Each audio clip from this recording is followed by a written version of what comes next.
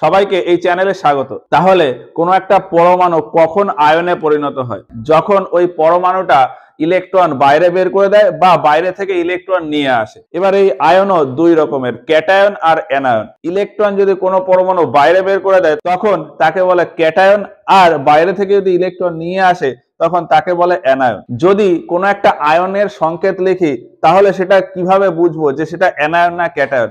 তার মাথায় যে চার্জ রয়েছে সেটা দেখে বোঝা যায় যে সেটা অ্যানায়ন নাকি ক্যাটায়ন।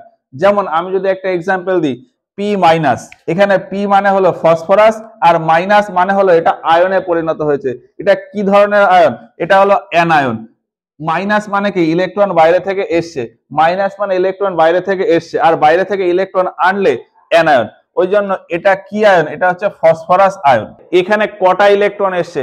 এখানে উপরে শুধু একটা মাইনাস রয়েছে, তার মানে হলো এখানে বাইরে থেকে একটা ইলেকট্রন এসছে। যদি আমি এরকম লিখতাম যে ও -2 অথবা ও 2 মাইনাস, এর মানে কি? এর মানে হলো এটা হচ্ছে একটা অক্সিজেন। অক্সিজেন এটা কি পরমাণু না আয়ন? এটা অক্সিজেন আয়ন। কারণ কি? উপরে চার্জ চলে এসছে। উপরে কি চার্জ? Minus charge. তার মানে এটা পরমাণু আয়ন, এখানে ইলেকট্রন বাইরে থেকে আসছে। কটা ইলেকট্রন আসছে? দুটো ইলেকট্রন আসছে। 2 রয়েছে ওই জন্য দুটো ইলেকট্রন আসছে।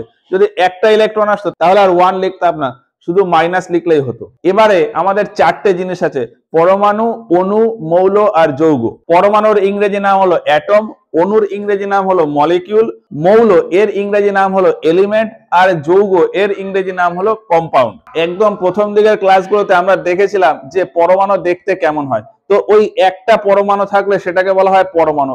ওই একই রকম পরমাণু একসাথে অনেকগুলো থাকলে তাকে বলে মৌল। যেমন সেই অ্যাভোগাড্রো সংখ্যায় দেখেছিলাম যে একটা আয়রন মৌল। একটা আয়রন মৌল এর ভেতরে কতগুলো পরমাণু থাকে? 1 গ্রাম মোল আয়রনের ভেতর 6.023 ইন্টু 10⁻23 এতগুলো আয়রন পরমাণু থাকে।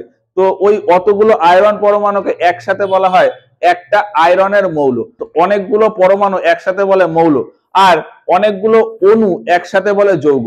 অনেকগুলো পরমাণুকে একসাথে বলে মৌল, আর অনেকগুলো অণুকে একসাথে বলে যৌগ। এবার এই অণু কিভাবে তৈরি হয়? দুটো বা তার বেশি পরমাণু, দুটো বা তার বেশি পরমাণু একসাথে জুড়ে একটা অণু তৈরি হয়। একই ধরনের পরমাণু জুড়তে পারে বা দুই রকম বা তার বেশি রকমের পরমাণু একসাথে জুড়ে যদি যায় সেটাকে বলে অণু। দুটো বা তার বেশি একই রকম বা বিভিন্ন রকম পরমাণু যদি জুড়ে যায় তাকে বলে অণু। একই রকমের পরমাণু অনেকগুলোকে, একই পরমাণু অনেকগুলোকে বলে মৌল। আর ওই যে অণু তৈরি হলো, ওই রকম অণু, একই অণু অনেকগুলো অণুকে একসাথে বলে যৌগ। দুটো বা তার বেশি পরমাণু জুড়ে গেলে তাকে বলে অণু। আর একসাথে অনেকগুলো পরমাণুকে একসাথে বলে মৌল, অনেকগুলো অণুকে একসাথে বলে যৌগ। যেমন একটা ছেলে আর একটা মেয়ে। একটা ছেলেকে যদি একটা পরমাণু ধরি, একটা মেয়েকে যদি একটা পরমাণু ধরি, বিয়ের পর যখন ছেলে আর মেয়ে একসাথে থাকে তখন ওই দুজনকে একসাথে বলে একটা অণু। আর ওই ছেলের মতন অনেকগুলো ছেলেকে একসাথে বলে মৌল, মেয়ের মতন অনেকগুলো মেয়েকে একসাথে বলে মৌল। আর ওই একটা মেয়ে আর একটা ছেলে যখন একসাথে থাকে তখন তাদের বলে অণু। তো ওই রকম যে কাপেল, ওই রকম অনেকগুলো কাপেলকে একসাথে বলে যৌগ। একটা মেয়ে আর একটা ছেলে একসাথে থাকলে অণু, ওই রকম অণু অনেকগুলো মানে ওই রকম কাপেল অনেকগুলো কাপেলকে একসাথে কি বলবো? যৌগ।